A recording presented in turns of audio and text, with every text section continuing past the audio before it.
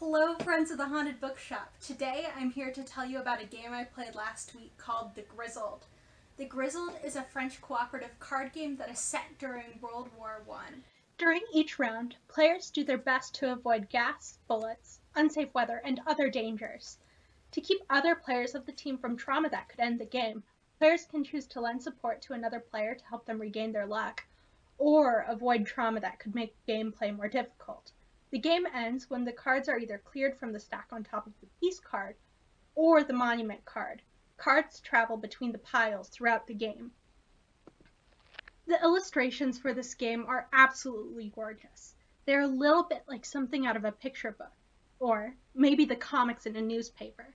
This may be because the illustrator, Bernard Verlac, was a long-time illustrator for the French magazine Charlie Hebdo. If that name sounds familiar to you, it's because he was one of the men killed in the Charlie Hebdo attacks in 2015. His experiences as a storyteller and a journalist really shine through in The Grizzled. The story of the tragedy and the long-lasting trauma of the trenches is so well balanced by camaraderie and solidarity in gameplay. So I only had two problems with this game. The first is that while the box says that it needs 2 to 5 players, in reality it's really the kind of game where you want 3 to 5 in order to make all of the mechanics of the game work the way they should.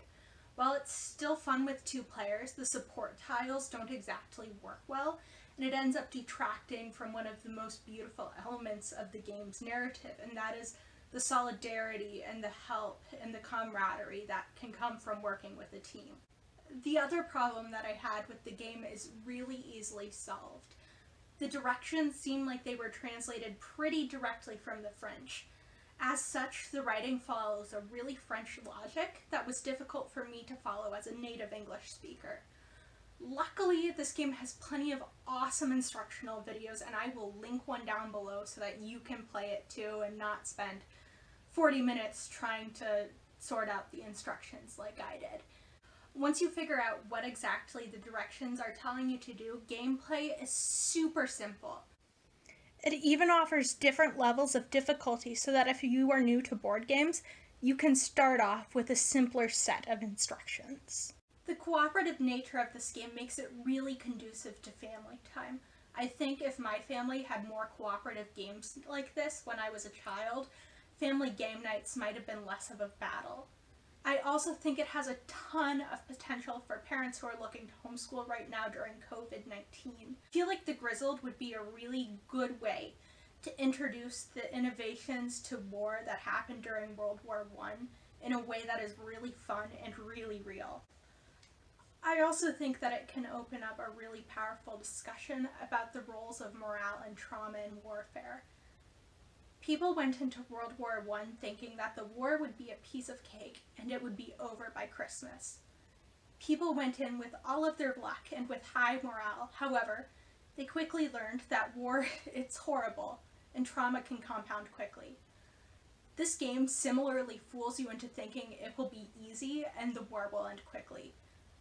I think that this game could be a really enriching accompaniment to any reading or documentary or even a museum visit when you are teaching your child about trench warfare.